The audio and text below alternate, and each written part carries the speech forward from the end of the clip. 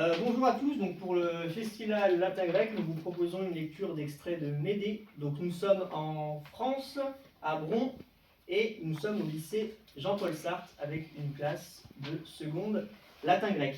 Alors nous allons lire les extraits suivants, donc la partie numéro 1 qui est l'entrée en scène de Médée, la partie numéro 7 qui correspond à un dialogue entre Médée et Jason, la partie 14 qui correspond à un dialogue entre Médée et sa nourrice, et enfin la dernière partie, la partie 15, qui est l'ultime confrontation entre Jason et Médée. Nous lirons à la fois certains passages en latin et d'autres passages seulement en français. Et nous allons commencer avec le monologue de Médée, la partie numéro 1. Dieu de l'hymen, et toi, Lucine, gardienne du lit conjugal, Minerve, qui enseigna à Tiphys l'art de diriger le navire nouveau sur les flots obéissants, redoutable roi des profondes mers, soleil qui distribue le jour au monde, triple Hécate qui prête à de mystérieux sacrifices la lumière favorable, vous tous, dieux nommés par Jason, et vous, divinité que Médée a droit d'invoquer, chaos de l'éternelle nuit, région souterraine de l'enfer, ombre impie, souverain de ce royaume funeste, et toi, son épouse, enlevée par un séducteur plus fidèle. Je vous invoque d'une voix sinistre. Venez, déesse qui punissez les crimes. Venez avec votre chevelure de serpent en désordre et des torches funèbres dans vos mains sanglantes. Venez tel que vous parut autrefois à mes noces.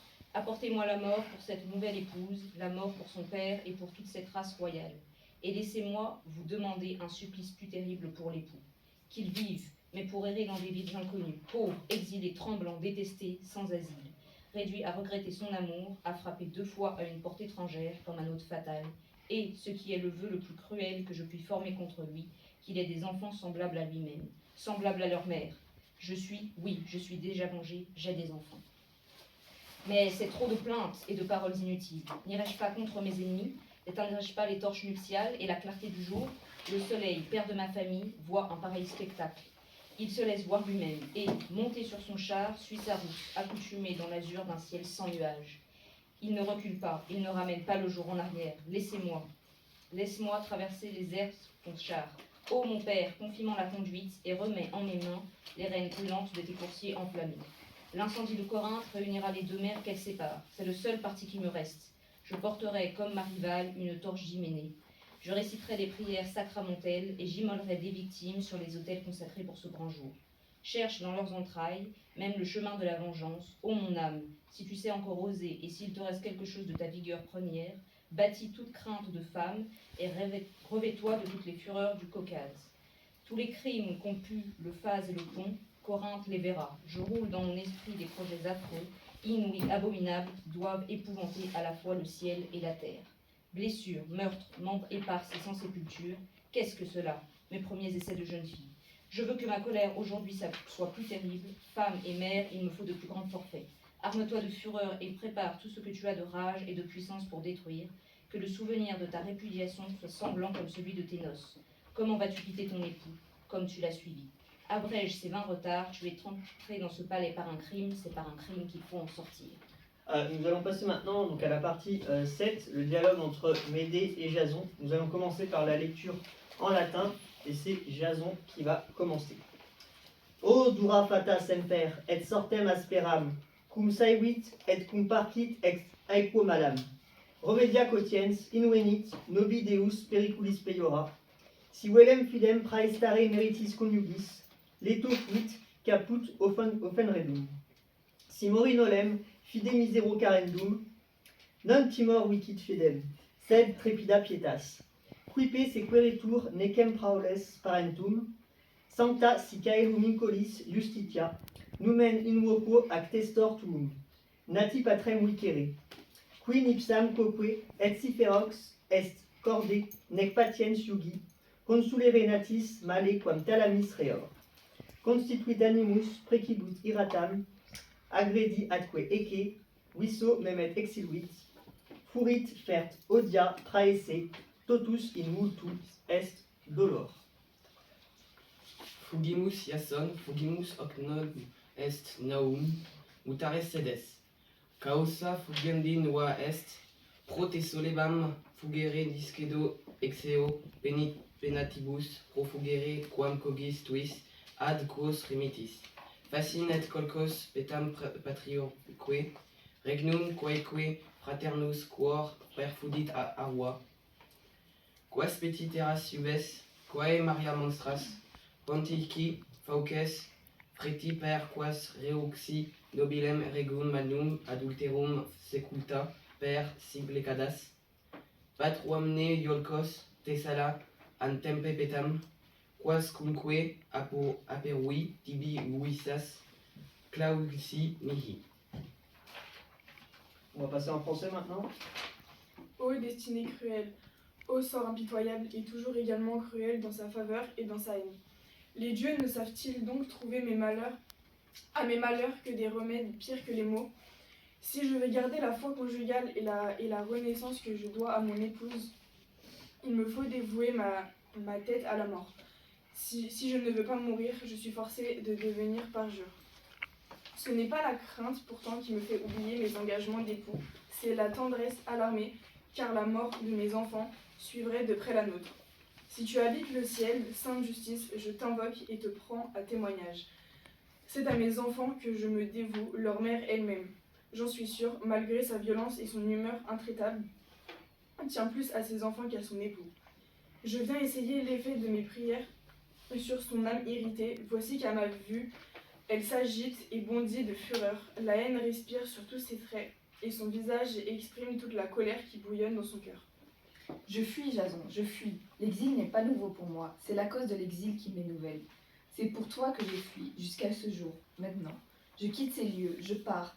Mais en me chassant de ton palais, où veux-tu que j'aille? Vers le Phase ou à Colchos, dans le royaume de mon père, dans ces plaintes arrosées du sang de mon frère.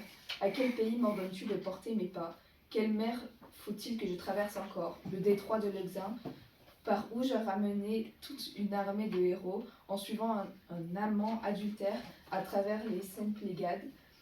Est-ce l'humble Iolcos, la Thessalie ou Tempe que tu me donnes pour séjour? Toutes les voies que j'ai ouvertes, je me les suis fermées à moi-même. Alors on va passer à la partie 14, qui est un dialogue entre la nourrice et Mélie, en français. Hâtez-vous, princesse, de quitter ce séjour des Pélopides. Fuyez, cherchez un asile partout où vous pourrez. Moi, fuir? Si j'étais parti d'abord, je reviendrais pour ce spectacle. J'aime avoir la cérémonie de ce nouvel hymen. Ô mon âme, pourquoi t'arrêter? Poursuis après un si heureux commencement. Cette joie que tu goûtes n'est qu'une faible partie de ta vengeance. Tu aimes encore, insensé que tu es. Si c'est assez pour toi d'avoir privé Jason d'une épouse, il faut chercher pour lui un châtiment encore ignoré, qui sera pour toi-même un témoignage de ta puissance. Il faut briser les liens les plus sacrés, étouffer tout remords. La vengeance est peu de choses quand elle ne laisse aucune tâche aux mains qui l'exercent. Ranime tes ressentiments, attise ta colère, et cherche dans le fond de ton cœur tout ce qui s'y est amassé de violence et de fureur. Que tout ce que tu as fait jusqu'ici paraisse juste et honnête à côté de ce que tu vas faire. Allons, il faut montrer combien légers, combien vulgaires sont les crimes que j'ai commis pour un autre. Ce n'était que le prélude et l'essai de mes propres vengeances. Quel grand forfait pouvait commettre ma main sans expérience? Que pouvait la fureur d'une vierge timide? Maintenant je suis Médée, et mon génie s'est fortifié dans le crime. Oui, je m'applaudis maintenant d'avoir coupé la tête de mon frère. Je m'applaudis d'avoir mis son corps en pièces et dépouillé mon père de son mystérieux trésor. Je m'applaudis d'avoir armé les mains des fils de Pélias contre les jours de leur vieux père. Cherche le but que tu veux frapper, ô ma colère. Il n'est plus de crime que ma main ne puisse exécuter. Où vas-tu adresser tes coups? Et de quel trait veux-tu accabler ton perfide ennemi? J'ai formé dans mon cœur je ne sais quelle résolution fatale que je n'ose encore m'avouer à moi-même. Insensé que je suis. J'ai trop hâté ma vengeance, plus au ciel que mon parjure époux ou quelques enfants de ma rivale. Mais ceux que tu as de lui, suppose qu'ils sont nés de Créuse. J'aime cette vengeance, et c'est avec cette raison que je l'aime. Car le crime qui doit couronner tous mes crimes. Car c'est le crime qui doit couronner tous mes crimes. Mon âme, allons, prépare-toi. Enfant qui fut autrefois les miens, c'est à vous d'expier les forfaits de votre père. Mais je frémis. Une froide horreur glace tous mes membres et mon cœur se trouble. La colère est sortie de mon sein, et la vengeance de l'épouse a fait place à toutes les affections de la mère. Quoi? Je répondrai le sang de mes fils, des enfants que j'ai mis au monde? C'en est trop, ô mon âme égarée. Ce forfait ennemi, ce meurtre abominable, je ne veux pas le commettre. Quel est le crime de ces malheureux enfants? Leur crime, c'est d'avoir Jason pour père, et surtout Médée pour mère. Qu'ils meurent, car ils ne sont pas à moi. Qu'ils périssent, car ils sont à moi. Ils ne sont coupables d'aucun crime, d'aucune faute. Ils sont innocents, je l'avoue. Mon frère aussi était innocent. On va passer à la partie 15 et on va commencer par la lecture en latin. Donc c'est le dialogue, l'ultime dialogue entre Médée et Jason. Quimque regum cladibus fidus doles concurre ut ipsam sceleris auctorem oridi capiamus. Huc, fortis armifere coors conferte tela vertite ex immodumum. Iam, recepis sceptra Germanum patrem, sponiumque colci pecudis auratae tenent. Redire regna, rapta virginitas redit. O placida tandem numina, o festum diem, o nuptialem. Vade, perfectum et scelus vindicta nondum. Perage dum faciunt manus, quid nunc moraris anime, quid dubitas, potentiam cecidit ira. Paenitet facti, pudet, quid misera, feci, misera, paenitat licet, feci, voluptas, magna me invitam subit, et ecce crescit, derat hoc unum mihi, spectator iste, nil aduc factireor, quid sine isto fecimus sceleris perit. En ipsa tecti parte praecipiti iminet, huc rapiat ignes aliquit, ut flammis cadat suis perusta. Congere extremum tuis natis, Iason, funus ac tumulum strue, coniux socerque justa iam functis habent, ame sepulti, gnatus hic fatum tulit, hic te vidente dabitur exitio pari. On va passer à la lecture en français. Sujets fidèles, qui pleurez le malheur de vos rois, accourez tous et que l'auteur de ce crime tombe entre nos mains. Ici, braves guerriers, ici, frappez et détruisez ce palais de fond en comble. J'ai recouvré mon sceptre, et mon frère et mon père. Colchos a reconquis la riche toison du bélier de Fripus. Je reprends ma couronne et ma virginité ravie. Ô Dieu redevenu propice, ô jour de gloire et d'hyménée. Va, maintenant ton crime est consommé. Ta vengeance ne l'est pas, achève donc. Pendant que tes mains sont à l'œuvre, pourquoi hésiter, ô mon âme? Pourquoi balancer? Tu peux aller jusqu'au bout. Ma colère est tombée, je me repens, j'ai honte de ce que je viens de faire. Qu'ai-je donc fait, malheureuse? Le repentir ne sert à rien. Maintenant que je l'ai fait, voilà que, malgré moi, la joie rentre dans mon cœur. Elle s'augmente et devient plus vive. Il ne manquait à ma vengeance que Jason lui-même pour témoin. Il me semble que je n'ai rien fait encore. Ce sont des crimes perdus, que ceux que j'ai commis loin de ces lieux. La voilà sur le bord du toit, lancez des feux contre elle et qu'elle périsse consumée dans les flammes, instrument de ses forfaits. Tiens, Jason, occupe-toi de faire les funérailles de tes enfants et de leur élever un tombeau. Ton épouse et ton beau-père ont reçu de moi la sépulture et les derniers honneurs qu'on doit aux morts. Celui-ci a déjà cessé de vivre, l'autre va subir le même sort, et tes yeux le verront. Au nom de tous les dieux, au nom de nos fuites communes, au nom de cette hymen dont je n'ai pas volontairement brisé les nœuds, épargne cet enfant. Si quelqu'un est coupable, c'est moi. Tue-moi donc, et que le châtiment tombe sur ma tête criminelle. Non, je veux frapper à l'endroit douloureux, à l'endroit que tu veux dérober à mes coups. Va maintenant chercher la couche des vierges et désertant celle des femmes que tu as rendues mères. Mais un seul doit suffire à ta vengeance. Si j'avais pu me contenter d'une seule victime, je n'en aurais immolé qu'une. Mais c'est même trop peu de deux pour apaiser l'ardeur de ma colère. Je vais fouiller mon sein pour voir s'il ne renferme pas quelques autres gages de notre hymen, et le fer l'arrachera de mes entrailles. Achève et comble la mesure de tes crimes, je ne te fais plus de prières. Seulement ne prolonge pas davantage la durée de nos supplices. Jouis lentement de ton crime. Oh, ma colère, ne te presse pas. Ce jour est à moi, je dois profiter du temps qu'on m'a laissé. Mais ôte-moi la vie cruelle. Tu implores ma pitié, c'est bien, mon triomphe est complet. Je n'ai plus rien à te sacrifier, ô ma vengeance. Ingrat époux, lève tes yeux pleins de larmes, reconnais-tu m'aider. Voilà comme j'ai coutume de fuir. Un chemin s'ouvre pour moi à travers le ciel. Deux serpents ailés se courbent sous mon joug et s'attellent à mon char.